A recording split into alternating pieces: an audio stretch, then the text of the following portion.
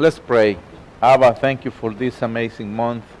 Thank you for the Festival of the Lights that are covering this month as well. Father, in the name of Yeshua, I come to your presence just to give you thanks and the glory and praise your name.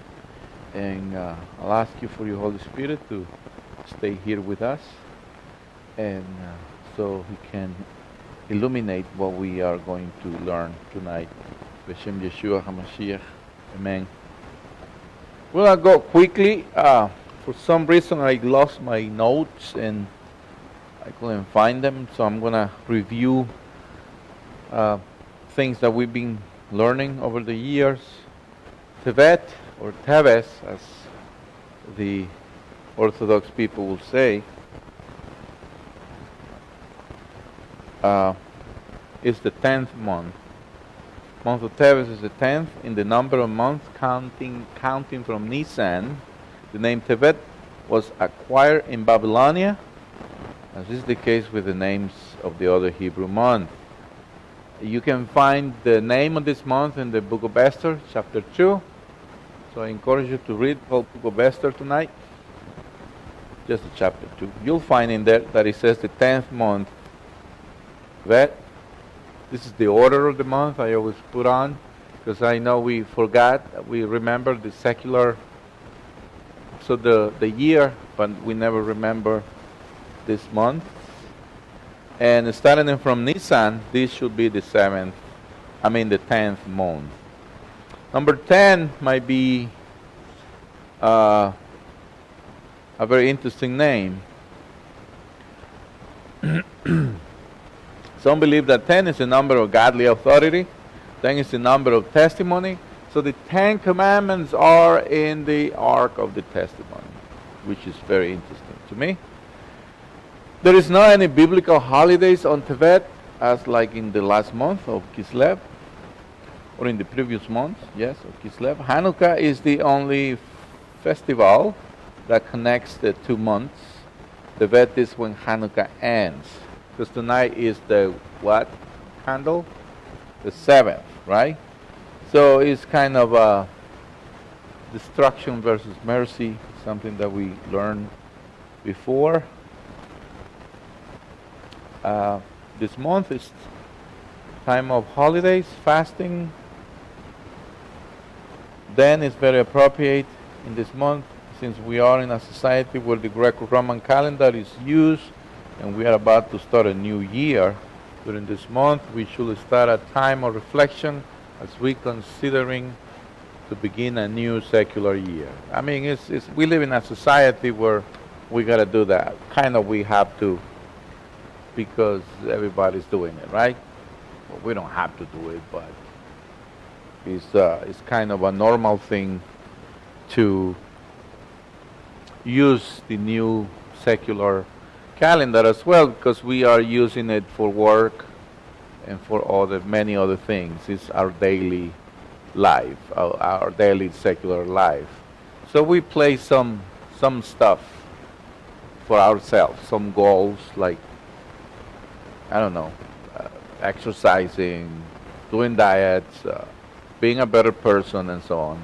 So you just, reflect, you consider yourself and what else you're going to do for the new secular year. Traveling, and so on.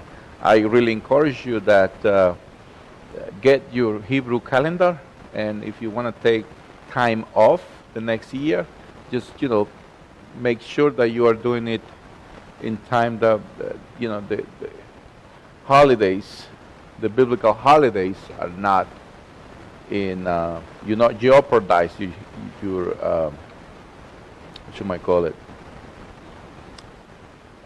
biblical holidays. The secular Gregorian or Greco-Roman New Year's Day nearly always occur in this month. Only rarely will it occur in either of the 2 months neighboring months. The holiday of Tevet does not have festive days except the closing days of Hanukkah, which is a good thing. Traditionally, Tevet is the month of anguish for the 10th of Tevet. is an observed day as a fast day. The fast day is on Tevet 10th for the Jewish calendar. On the secular year will be on, I'm not sure this year when it's going to be. I didn't update that, but I'm not sure when it's going to be. But just, grab your biblical calendar and compare it with the secular one to find out when exactly it's going to be. The Torah, things that happen on this month, not only the 10th of Tevet, but what happened was the Torah was translated into Greek. For the Jewish people, that was tragedy. It was tragical because kind of they don't wanted the Hebrew language to be translated into another, the Torah to be translated from Hebrew to another language.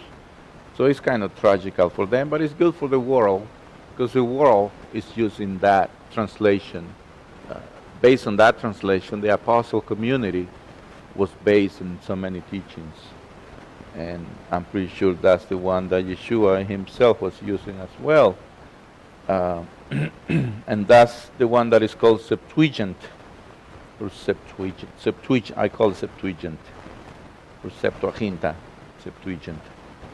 Also, the death of both Ezra and Nehemiah happened in this month, and of course, the 10th of Tevet was the Jerusalem that was under siege. So let's remember some important days of Tevet in Jewish history. Esther was made queen. On Tevet 362 BCE, before the Common Era, Esther was made queen. So in the book of Esther 2:16, 17, you'll find the statement that it says, in the written record, it says, and Esther was taken to King Ahasuerus for his palace in the 10th month, which is the month of Tevet, in the 7th year of his reign. And the king loved Esther more than all the women, and she won his favor and kindness before than all the virgins. He placed the royal crown on her head and made her queen in Vashti's stead. 6 years later, Purim will occur, and the 13th and 14th of Adar, on the Hebrew year of 3504, which is 356 before the Common Era. The Septuagint Bible, on the 8th of Tevet, at the beginning of the Greek era, the Torah was translated into Greek by the decree of King Ptolemy in about the year 313 before the Common Era. This locates the destruction of the first temple in 423 before the Common Era and corresponds to the approximate year of 476 before the Common Era, according to the alternate timeline, which locates the destruction at 586 before the Common Era. That day was regarded as equally calamitous for Israel as the day on which the golden calf was made, since it is possible to adequately translate the Torah. The siege of Jerusalem happened on 10 of Tevet. That's why it's a fast day, decreed by the rabbis.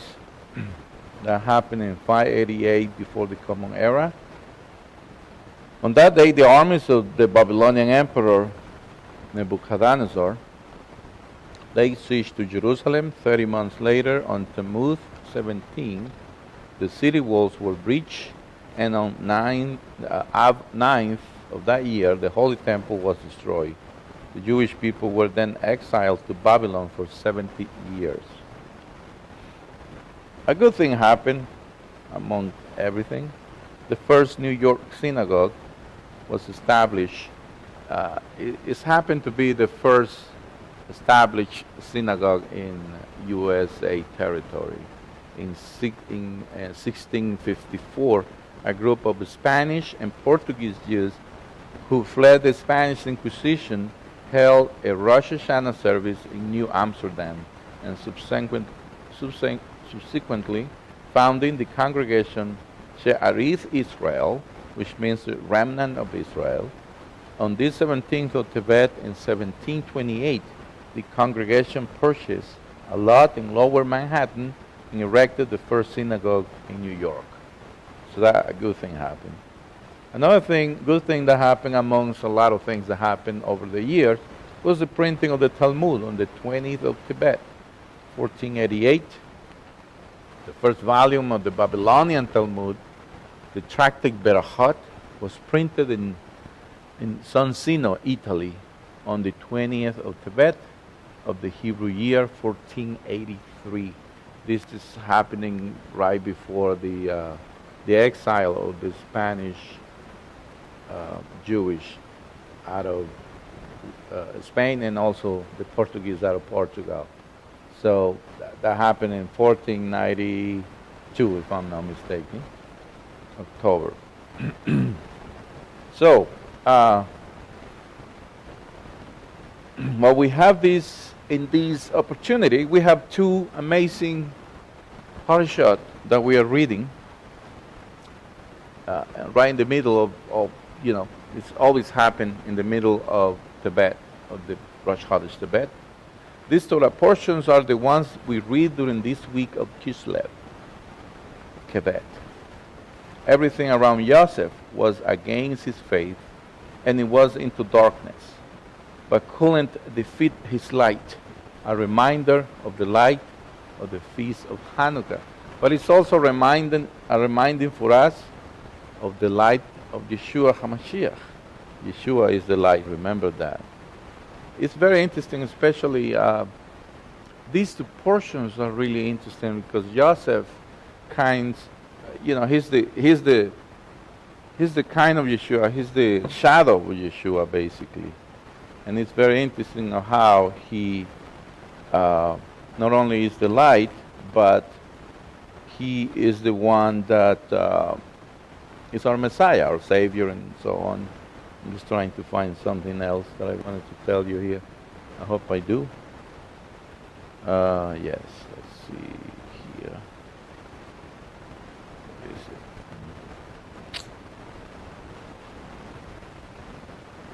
Find it right away. Okay. So, well, I can't find it. But Joseph reconciles with his brothers.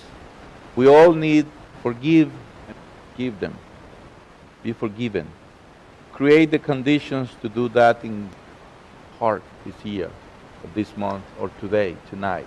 Create those conditions to forgive because it's necessarily, because we've been forgiven by the light that Yeshua came down from heaven for that purpose, to help us out in that kind of situation. So, Hanukkah and Messiah. Hanukkah is not only mentioned in John 10, 22 to 23, but also the four letters of the dreidel that form the acronym Nes Gadol Hayasham have the gematria of Mashiach, which is very interesting. The resource is in the ladderofjacob.com. You can have, the entire article on this topic. It's really, really very interesting how this Messianic fellow kind of makes a good article, good instruction on that. Most important for us, the believers, Messiah Yeshua, is that Yeshua spoke to them again and says, I am the light of the world. Whoever follows me will never walk in darkness, but will have the light which gives life. I encourage you to read the whole chapter of John 8 in context. You'll find very, very good insights regarding to Yeshua. Also John 9:5, he says, while I am in the world, I am the light of the world. John 9. So 8 and 9 will help us out to really see a little bit more of what Yeshua is trying to tell us in context. Matthew 5:14, 16, he says, you are the light of the world. A town built on a hill cannot be hidden. Likewise, when people light a lamp, they don't cover it with a bowl, but put it on lampstand, So that is that so that it shines for everyone in the house. In the same way, let your light shine before people, so that they may see the good things you do and praise your Father in heaven. So Yeshua is kind of encouraging us to do good things, to do good deeds, basically. And where we can find those good deeds, we can find them in His Torah. So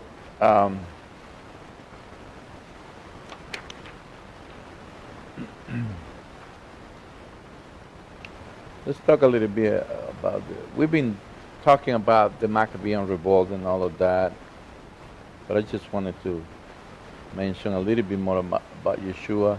On John 10:22-23, he says, and I have a different version, I guess, the Complete Jewish Bible, where he says, then came Hanukkah in Jerusalem. It was winter, and Yeshua was walking around inside the temple area in Shlomo's colonnade. The allusion of the Maccabean revolt is right there from Matthew 24:15, 15 to 22. Let's read 15. It says, so, when you see the abomination that causes devastation spoken about through the prophet Daniel standing in the holy place. So, this is a long study. I don't want to really hold you on this, but the sages teach that it refers to the four nations under whom Israel will endure exile from the first temple until the ultimate redemption, Babylonia, Persia, Greece, and Rome. And today is Rome and Greece and all the nations all together. Another good thing I just wanted to mention to you, and I mentioned that in the Torah class last Shabbat, is about the dream. Dreams that we see in the Torah are in these portions. Most of them are in these portions of Genesis. We don't see about dreams again in the Torah at all. But we can find some other dreams in the Tanakh. Actually, in some scriptures are in Daniel. So it's interesting how Yeshua connects both things. The dreams in Genesis are, one was Abimelech, the other one was, I'm not sure what, Pharaoh as well had some dreams. Then you have Laban or Laban with another dream. Then you have Jacob having another dream about the ladder of Jacob. And then you have the dreams of Joseph, two of them. Very interesting that one of those dreams of Joseph already happened. But the other dream haven't happened yet. The dream about the stars and the moon and the sun, that they were worshiping another star. It doesn't say Joseph, but another star. Jacob then was a little upset about it, but he pays attention to it, and he was meditating to it. And remember, he says, do you mean that your brothers and me and your mother will be worshiping you? He was meditating about it. I'm pretty sure he knew what happened eventually. But what is very interesting that at that point, Rachel was dead already. So that haven't happened yet. It's going to happen eventually in the world to come. That is a type of Yeshua. That is a prophecy of Yeshua, I believe. I might be wrong, but and of course it's not important for salvation. We are already saved. But it's interesting to have that situation, that prophecy. It haven't happened yet. Because it cannot be, because Rachel was dead already. So Yeshua, when Yeshua returned, the apostolic written record mentions Rachel as well, some prophecies and so on. So, to me, that dream haven't happened yet. Then you have the other dreams, the dream of the cupper and the baker, which is very interesting as well, because it reflects the wine and the bread. I mean, he's kind of a type of Yeshua, you know. And of course, the goal was another one. And then again, he waits 2 years. Those 2 years are also very interesting because, well, you know, in the Bible, number two can be also kind of a banner for us, the believers, when the readers of the Bible will find those numbers interesting. And then you find 2 years can be probably, they might be 2,000 years. It hasn't happened 2,000 years, or we are about to finish those 2,000 years from the times of Yeshua. It's really difficult to calculate the time. But we are closer to the end, basically. We are closer when, you know, Joseph says, I am your brother. And they recognize him. That Egyptian, it was their brother. So we are close when Yeshua will return and he will say, I am your brother. I am your God and Savior. I am the King of Kings and Lord of Lords. And they will see him. And they will cry about that because they deny him before and so on. And so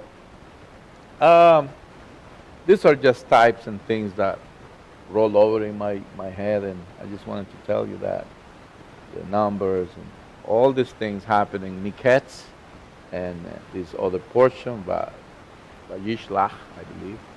And so also the prayer, the cry out or the petition of Judah to Joseph. It's also very interesting how, you know, Joseph didn't know what happened. That's why he never wrote down a letter to his father, because he didn't know what happened. He thought that his own father, there's a couple theories, his own father probably wanted to get rid of him because he was not the heir anymore. He was not the heir. You know, it happened with Abraham, with Isaac, and they thought, well, he probably thought, well, I'm not going to be part of them maybe. Just like, who was the other one? Ishmael and Esau. They were part of the Jewish people, but they done at the same, they were not the chosen ones, basically. Even so they were part of Abraham and Isaac, they were not the chosen ones. So probably one of the theories is that Joseph thought, well, I'm not part of them. And then Pharaoh gave him the same things that his father should be giving him. Put a ring on it, gave him authority, put new clothes on it, and give him a chariot, and so on. That can be for another class. But you can find a lot of symbols and things of Yeshua as well, just in those verses of the Bible. So I really encourage you to study the portions during this week, because it's going to be very interesting for us to understand all those symbols and all those flags that we're supposed to kind of, you know, it's like a light, it's like a pop in our minds to make sure that what we are reading is really interesting and that God is trying to tell us something. And of course, it's all about Yeshua. I can see Yeshua all over the place. And I feel really, really happy about that. But going back to the topic, sorry that I was doing something else. Going back to the topic, the sages teach us that this portion of Daniel, the prophecy of Daniel is referring to the ultimate redemption. The other thing that is very interesting, that these dreams always happen to Jews when they are in the diaspora.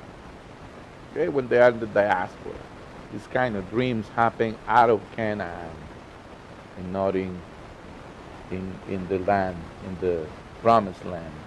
Another thing probably is Benjamin.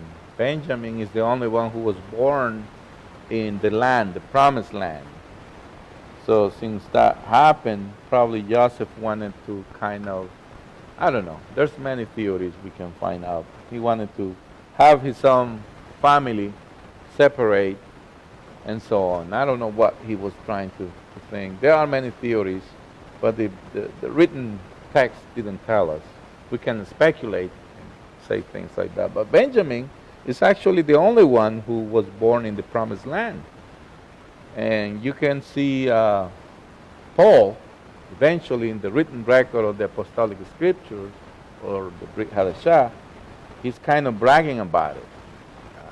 I don't remember the exact text right now, but he says that I am from the tribe of Benjamin. And what it was is that Benjamin is the only one who was actually born in the Promised Land. The rest of guys, they were born outside the land. So somehow they were they were older. By the time they moved to Canaan, they were older. So they were kind of missing their land. Okay, just like the Israelites were missing Egypt. Eventually they wanted to come back there till they realized that it was not their place. Anyhow, let's move on to the topic. Rab Shimon ben Lakish interpret Daniel's verse with regards of those kingdoms. The phrase "the darkness" refers to the kingdom of Greece, for it darkened the eyes of Israel with its decrees. This is in Bereshit Rabbah 2:4.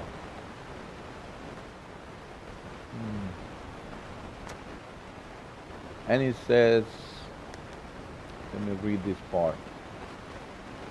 That will be the time for those in Yehuda to escape to the hills.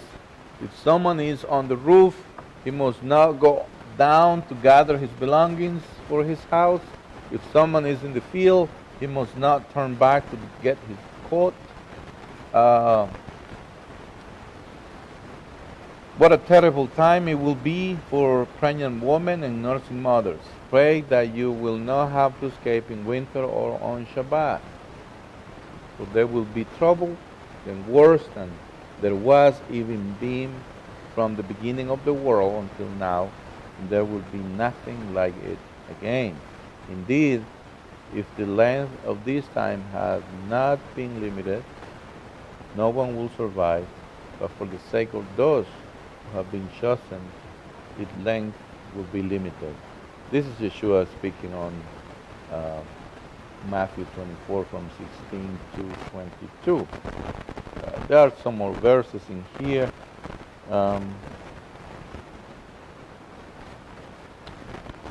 From the Maccabees 1 and 2, we're not going to read all of those. The key people then is Antiochus Epiphanes, the Israelites who forsook the law, the Torah, the resistance Israelites who stood firm. There's two different guys in here. I don't know if you heard what Cheryl was teaching last Saturday. It was really very, very interesting to learn as well how the Jewish people were the ones who were basically doing all of this. But anyways, we have the key people in here will be these two different kinds of Jewish people. The ones that forsook the Torah, and that's the resistance, the Israelis who stood firm. And then you have basically the resistance, you have the active resistance and the passive resistance.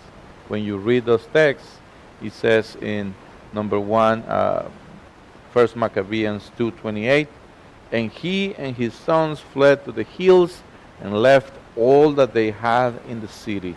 This is Mattathias and then Judah the Maccabee and so on. These Levites basically fled to the hills. These are the active ones, the ones who took an action on what was happening. And then you have the passive ones, the passive one, in 1 Maccabees 2:28-38. Then many who were seeking righteousness and justice went down to the wilderness to dwell there. They, their sons, their wives, and their cattle, because evils pressed heavily upon them. And it was reported to the king's officers and to the troops in Jerusalem, the city of David, the men who had rejected the king's command had gone down to the hidden places in the wilderness. Many pursued them and overtook them. They encamped opposite them and prepared for battle against them on the Sabbath day. See, that was Yeshua was referring to on Matthew 24. And they said to them, enough of this. Come out and do what the king commands, and you will live. But they says, we will not come out, nor we will do what the king commands, and so profane the Sabbath day. Then the enemy hastened to attack them, but they did not answer them or hurl a stone at them or block up their hidden places. So they says, let us all die in our innocence. Heaven and earth testify for us that you are willing us unjustly. So they attacked them on the Sabbath, and they died with their wives, their children, and cattle, to the number of 1,000 persons. So Yeshua, I believe, is referring to these kinds of history that is in the written record of the Maccabees. I mean, they were so passive. You can't be so passive. You gotta be, remember that you can violate the Torah if life is in the line. So, let's move on. Another text, it says, in those days, Matthias, the son of John, son of Simeon, the priest of sons of Joarib, moved to Jerusalem and settled in Modein. He had 5 sons, John, surnamed Gadi, Simon called Tassi, Judas called Maccabeus, Eleazar called Abaram, and Jonathan called Ahuz. Those are weird names. Huh? He saw the blasphemies being committed in Judah and Jerusalem and so on. So basically you have two kinds of things, Hellenism versus Torah, or what it is today, secularism versus Torah. Those two things are very, to me, Hellenism is the same thing of today's secularism. There's no difference. When you really look into their philosophy, it's very strongly secularism. It's something that, the world is very strong. We want to fit in. We want to be part of the society. And our lives as believers, as messianics, should be very balanced. Or neither you go to in the extremes of being too passive, because then you become part of secularism, part of these ideas. We train our children to be part of our society, right? We train them to be good people, but part of the society, and eventually we lost them when we realize it. It's too late. I'm going to skip many things here. But again, what is basically, this is just a few questions I'd like to ask you. Are you aware we need to change today's world? So what are you doing to change it? What are we doing to change today's world? There's no way we can do it, right? But we can just change ourselves. There's no way we can change the world. There's no way you can change anybody. You have ideas from your childhood that you cannot change unless you have the help of our God and Yeshua. So are you waiting for someone else to make the changes the world needs? Of course not, right? What are we doing to change the world, or are we trying to be like the world? That's the other thing. You cannot change the world, but you cannot be like the world either. We need to realize that our kingdom is not part of this world. Our king is not in this world, but we are part of this world. It's kind of confusing. Then another thing that you have to check in your children is what kind of heroes your children have. Some kind of cartoons? Is Disney World? Is the TV heroes? Maybe for us, some politicians, some revolutionaries, some other revolutionary person or people who know certain philosophies. Who are our heroes? Who are the people we read the most? So keep in mind that Antiochus carried the banner of Greek culture and he was its missionary. He was the missionary, basically. He, uh, he was the wave of progress, or light, surely not of darkness. In his wake came gymnasiums, academies, art, sports, philosophy, just like today. Gymnasiums then were like academies for art and for philosophies and art and all kinds of things that we like to be part of it. We encourage our children to be part of sports and so on, which is nothing wrong with it, but at the same time we need to balance our time in life. Now, Judaism could not submit to Antiochus, and Antiochus will not acknowledge the superiority of the Torah. Modern political man is product of a constitution that allows itself to be reinterpreted and stood in its head. And that's what we're trying to do with the Torah sometimes. We try to reinterpret the Torah for our own benefit. In the physical sciences, man's achievements have not been without awesome moral dilemmas. So the targets, what were the targets then? It was the Shabbat, Rosh Chodesh, and circumcision. Those are basically the fundamentals for the Jewish people. On Shabbat, of course, the seventh day, is the eternal witness that in 6 days God created existence from absolute nothingness, and He rested on the seventh day. If God is the eternal creator, then Greek culture will not have to stand aside, just like today's secularism. They tell us since long time ago that the earth has millions and millions and millions of years, which is not truth. I mean, you can find it in some different places now. There's a great website called Creation Ministries International that's really good, that will prove us that it's not like that. It's made of scientific people, but they are believers as well. The new moon is the symbol of man's obligation to instill holiness into time. In the Sanhedrin, the one who proclaims Rosh Chodesh, which makes possible the time-related festival like Rosh Hashanah and Passover. So if it was prohibited, then there were no way to calculate those times. And of course, circumcision was the body must bear the mark of alliance to God's covenant. So another thing that we did, or the rabbis tell us, that we destroyed the temple in Jerusalem. The Jewish people, the believers, did it. If we ever had spoken Lashon Hara, negative speech about another person, that according to Jewish law is forbidden, even if true.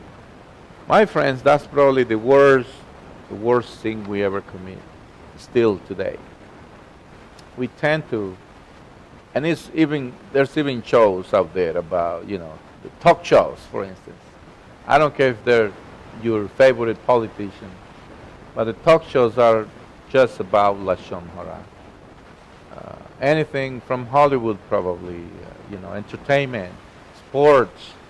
I mean, you name it. There are many things that are all about Lashon Hara. And unfortunately, that comes to our congregations as well. Of course, not this congregation. We don't speak Lashon Hara here, right? We don't do that against our leaders. No, we don't do that against our leaders. We don't do that against each other either, right? We don't do that. Only congregation from Mars is the one who's doing that. We don't here.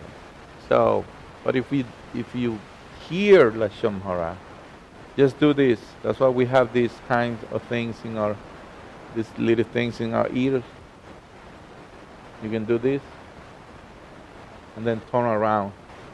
You won't hear it, because whoever speaks Lashon Hara hurts the soul of themselves, the soul of the person who's hearing Lashon Hara, and the person who they're talking about. And that's like cancer. And it creates the problem that the rabbis is telling us. He says, the Talmud says that the temple was destroyed 2,000 years ago because of sinat chinam, translated as baseless hatred. If we are making any causal negative remarks anywhere we go, it means we are really similar to what caused the Jewish exile.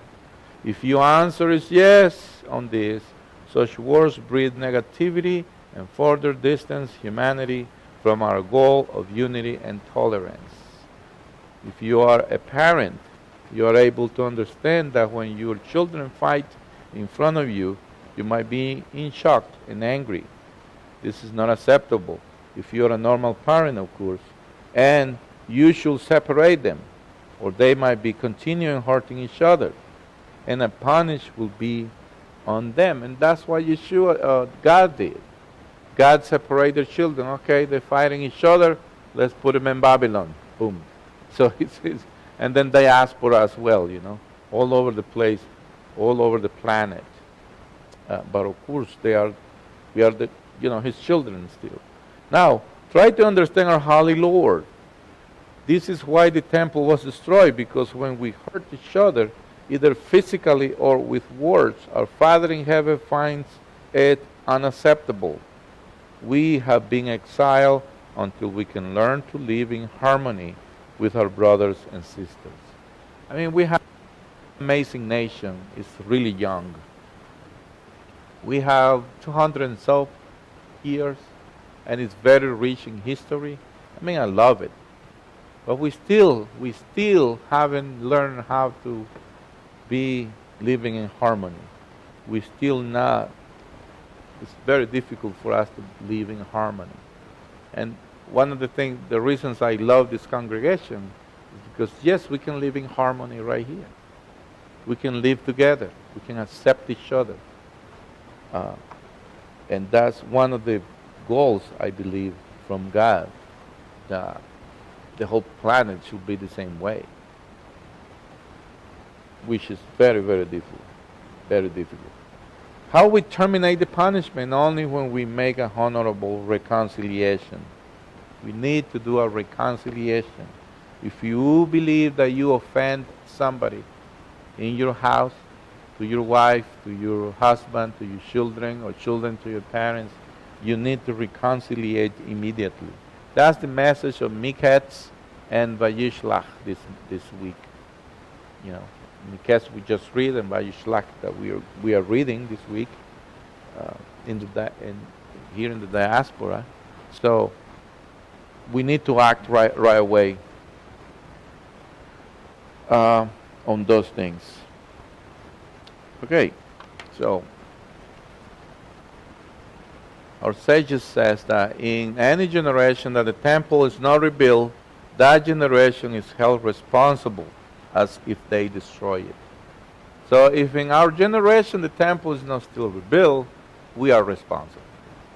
We are responsible for it. So there's a lot of work we need to do besides to proclaim the gospel all over the world. We need to reconcile each other. Again, if you feel that you offended somebody, do your part. Go to them and talk to them. I know a lot of people who, approach me and they just tell me, if I offended you, I'm sorry. And I don't forgive anybody. I never do. I never forgive anybody. You know why? Because you never did anything wrong to me. I don't even remember. Same way, you see, King David is one of my favorites. King David, throughout the whole written record, you don't see that he will forgive King Saul. He never says, I will forgive him. Because he never remembers what he did to him. I mean, King Saul was trying to kill him for many, many years, 15 years, I think. But he could have killed him a couple of times. In one specific time, when he was in the cave doing his thing, he could have killed him right there. But he never did it. He says, God forbid, I'm not gonna kill my king, the Moshiach, not the Moshiach, but a Moshiach, one who was, from the Lord. So he never did it. But he never forgave him because he never remembers what he did to him. It's very important to, if, if you still have those issues in your life, it's very important for us to reconciliate immediately. The temple needs to be built, and it will be rebuilt anytime soon. Might be happening in our generation or maybe not. We, the Messianic believers, believe that our Messiah will return. He is the temple according to John, Revelation 21. I mean, I love the Jerusalem that is there now. I love it. But that's not the Jerusalem that I'm really waiting for. The one I'm waiting for is right here in Revelation 21. It says, and I know this Jerusalem, don't get me wrong, I know this Jerusalem is the capital of the world. I knew it. I don't need anybody, important or not, to tell me that Jerusalem is the capital of the world. I don't need that, because I knew it. It's in my Bible. And I guess your Bible is the same. So I really am not surprised when someone says that, because I know it. So, and it says here, but the Jerusalem I'm waiting for is right here. Then I saw a new heaven and a new earth, for the old heaven and the old earth had passed away, and the sea was no longer there. Also I saw the holy city, the new Jerusalem, coming down out of heaven from God, prepared like a bride, beautifully dressed for her husband. I heard a loud voice from the throne says, see, God's Shekinah is with mankind, and he will live with them. They will be his people, and he himself, God with them, will be their God. He will wipe away every tear from their eyes. There will be no longer be any death, and there will be no longer be any mourning, crying or pain, because the old order has passed away. What is the old order? I mean, the old order is the order we are into now. This system is going to be a different, beautiful system. The whole passage is just amazing. Let me read it all. I saw no temple in the city. Listen to this. I saw no temple in the city. For Adonai, God of heaven's armies, it is its temple, as is the Lamb. The city has no need for the sun or the moon, no shine on it, because God's Shekinah gives its light. We're talking about the light, right? The light. And its lamp is the Lamb. The nations will walk by its light, and the kings of the earth will bring their splendor into it. Its gates will never close. They stay open all day, because night will not exist there. And the honor and the splendor of the nations will be brought into it. Nothing impure may enter it, nor anyone who does shameful things or lies. The only ones who may enter are those whose names are written in the Lamb's book of life. Are you sure that your names are written in the Lamb's book of life? We better make sure that our names are there, that your names are there. So we are the light of the world. Remember that. So, what are we doing? Are we doing this, Lashon Hara? Or are we the light of the world? There are two chances. We are either doing this, or we are this. That's what we need to understand. What kind of fire are you? There's two kinds of fire. You see this fire Thomas in California? It's been a couple of weeks that fire is destroying everything in California, right? It's just sad. I don't care how we started it, but it's just sad. This is the kind of fire, Lashon Hara. You can do the same thing. So if you've been speaking or hearing Lashon Hara, stop it and be the fire, this kind of fire, the fire we light for our Hanukkah menorahs. When you light your Hanukkah menorah again tomorrow, make sure you spend time.